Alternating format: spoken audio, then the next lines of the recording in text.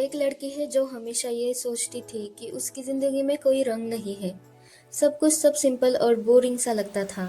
लेकिन वो एक ऐसी जगह पहुंचती है जहां हर तरफ अलग अलग रंग, लोग और कुछ वाइब से भरे हुए होते हैं। जब उसके पास नए लोग, नए इमोशंस और नए एक्सपीरियंस आने लगते हैं तो उसकी सोच बदलने लगती है। अब क्लासरूम में सिर्फ एक ही आवाज गूंज रही है, सांग वू यून, एक शांत सीधी सादी स्कूल गर्ल जो अपनी प्रेजेंटेशन देने के लिए क्लास के सामने खड़ी है। वो हमेशा डरी सी और सहमी सी रहती थी, जैसे दुनिया से छुपना चाहती हो। उसके कपड़े भी उसकी नेचर जैसे सिर्फ ब्लैक और ग्रे के शेड्स वाले होते हैं, ताकि कोई उस पर ध्यान न दे। उसे सबसे ज्यादा डर लगता है जब लोग उसे देखते हैं।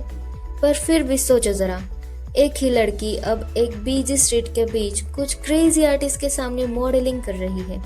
आखिर क्या हुआ कि एक इतनी शाय लड़की इतना बड़ा स्टेप ले गई? यही तो इस कहानी की शुरुआत है। तो चलिए हम अपने पहले एपिसोड की शुरुआत करते हैं। थोड़ा पीछे चलते हैं। कुछ मिनट पहले वू यून सड़क पर चल रही है जब उसकी नजर अजीब सी लड़की पर पड़ती है जो मिंट ग्रीन कलर के कपड़े और स्विमिंग गियर पहने हुए है, वो भी विंटर के सीजन में। ये अजीब सा सीन देखकर वू यून थोड़ा रुक जाती है और वही पल उसकी जिंदगी बदल देता है। वू यून देखती है वो एक ड्राइंग क्लब है और तभी उसकी नजर वहां के एक मेंबर पर पड़ती है जिसे वो देखती ही रहती है। और कितना हैंडसम लड़का है, ऐसा कहती है। तभी वू यून को वो लड़का देख लेता है और उसके पास जाकर उसे मॉडल बनने के लिए पूछता है। और वू यून तो उसके चार्म को देखकर खो ही जाती है और बिना सोचे समझे हाँ कह देती है। उसका स्वीट फेस और सॉफ्ट नेचर देखकर वू यून का दिल पूरा फिसल जाता है। उसका नाम सियोन हो होता है और वो एक्चुअली स्पिरिट फिंगर्स क्लब का वाइस प्रेसिडेंट होता है। ये एक ऐसा आर्ट क्लब है जहां हर वीक एक नया थीम पे कपड़े लोग पहनते हैं और लाइव स्केचिंग करते हैं। वो यून को इनवाइट करता है ज्वाइन करने के लिए, तो वो यून उसे सोचकर बताएगी ऐसा कहती है। वो यून की फ्रेंड्स उसे देख लेती है। अब वो कैफे में आती है, तभी उसकी फ्रेंड्स उस हैंडसम लड़के को बताओ कि तुम क्लब ज्वाइन कर रही हो। तो वो यून घबरा जाती है, पर उसकी फ्रेंड चुपके से उसका फोन लेकर सियोनहो को फोन करती है और वो यून को बात करने के लिए देती है। तब वो उसे क्लब ज्वाइनिंग के बारे में पूछ लेता है, तो वो यून कहती है मुझसे ड्राइंग अच्छी नहीं होती। तब सियोनहो सिंपली कहता है अच्छा ड्रॉ करना जरूरी नहीं है, बस ड्राइंग खुद को पसंद होनी चाहिए। यही बात वू यून के लिए सबसे बड़ा टर्निंग पॉइंट बन जाती है, क्योंकि उसकी माँ तो हमेशा लोगों को ग्रेड्स, लुक्स और बैकग्राउंड से जज करती है। पर पहली बार वू यून किसी ऐसी जगह पहुंचती है जहां बस दिल से कुछ करना ही काफी है। और वहीं से शुरू होती है उसकी जर्नी, अपनी बोरिंग प्रेशर वाली लाइफ से निकलकर एक नए कलरफुल वर्ल्ड की तरफ, जहां वो अपना खुद का कलर ढूंढने वाली है। ड्राइंग क्लब जाने से पहले वू यून पूरी तैयारी कर लेती है। अपनी मोटी वाली स्पेक्स हटाकर कॉन्टैक्ट्स लगाती है, थोड़ा मेकअप करती है, बस इस उम्मीद में कि अपने नए क्रश सियोनहो पर थोड़ा अच्छा इंप्रेशन पड़े। उसके क्रश के बारे में सोचते सोचते वो वॉशरूम से बाहर निकलती है, तभी वहां पे एक लड़की से वो टकरा जाती है। सिर्फ एक छोटी सी बात पर वो लोग ओवर रिएक्ट करते हैं और मजाक मजाक में उसका बुरा मेकअप करके उसके फोटोज निकालते हैं। जैसे ही वो लड़कियां वू यून को परेशान करके चली जाती है, वू यून एक गहरी सांस लेती है। पहले तो उसे रिलीफ फील होता है कि सब खत्म हो गया, पर फिर उसके अंदर गुस्सा उभरने लगता है। उसे खुद पर ही गुस्सा आता है कि वो गुस्सा करने की बजाय रिलीव फील कर रही है। जब वो यून मेकअप वाइप करने जाती है, एकदम से कोई उसका हाथ उसे पकड़ लेता है। सामने खड़ा होता है एक हाई स्कूल का लड़का। ये है नाम कीचुंग, एक पार्ट टाइम मॉडल जो स्पॉटलाइट में रहना पसंद करता है। लेकिन असली में कीजुंग कोई स्केरी लड़का नहीं है, वो बस एक सिली हाई स्कूल बॉय है जो लड़कियों से ज्यादा फ्रेंडशिप करने में भाव खाता है। अब वू यून अपने हाथ में मेकअप हटाने के लिए वाइप्स लेकर खड़ी थी। कीजुंग उसे मुझे जल्दी दो कहकर उस पर चिल्लाता है। तो वू यून को लगता है वो पैसे मांग रहा है, तो वो जल्दी से अपने वॉलेट से पैसे निकालती है और कीजुंग को देने लगती है। तभी कीजुंग उसके हाथ से टिश्यू पेपर लेकर भाग जाता है। असल में कीजुंग को टॉयलेट जाना था, जो कि उसे कंट्रोल नहीं हो रही थी। जाते वक्त वो वू यून से कहता है यही रुकना। जब वू यून सोचती है कि मैं जाऊं या उसका वेट करूं, वो थोड़ी देर उसका वेट ही करती है। तभी की जोंग आता है और उस पर हंसने लगता है। उसे लगता है उसने तो कैजुअली रुकने को कहा था और ये सीरियसली ही रुक गई। वो यून पहले ही अपने पिछले हरेसमेंट से थोड़ी गुस्सा थी और उसकी हंसी की वजह से और भी गुस्सा हो जाती है। फिर की जोंग चुप बैठता है। फिर उसे अपनी सीक्रेट फाइट टेक्निक सिखाता है, जो बेसिकली बस चिल्ला के अपनी आंखें ऊपर करना। तो ये बहुत ही एम्बैरेसिंग थिंग होती है जो वुयुन को बिल्कुल भी पसंद नहीं आती, पर उसे ये इम्पोर्टेंट लेसन देता है। अगर तुमने कुछ गलत नहीं किया तो दूसरों से मत डरो, और वहां से कीजुंग चला जाता है।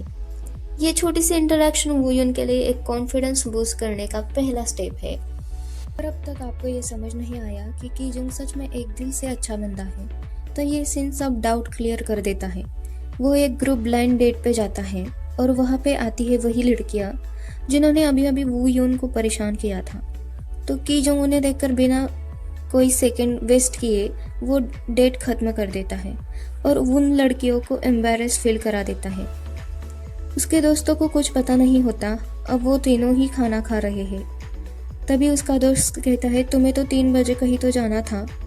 तभी की जोंग को याद आता है कि उसकी बड़ी बहन ने उसे बुलाया था और वहां से भागते हुए निकल जाता है।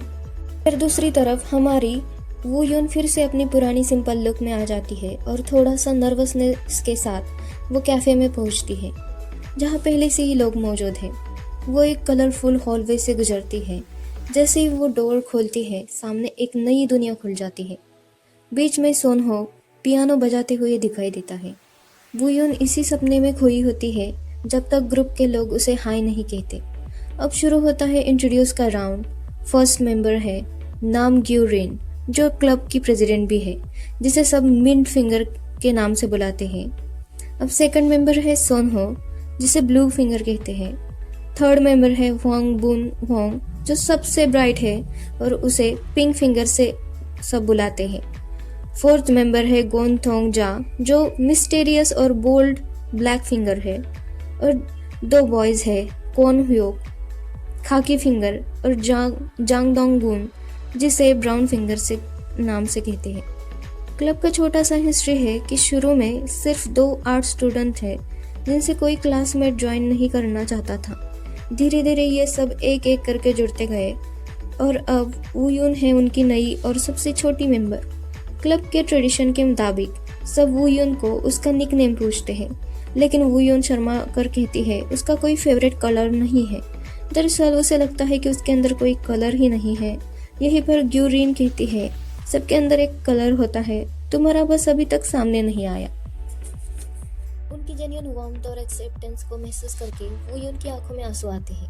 अब सोनहो की हेल्प से वो अपना कलर भी चूज कर लेती है, जो कि बेबी ब्लू होता है, और क्लब वाले प्यार से उसे बबल फिंगर के नाम से बुलाते हैं।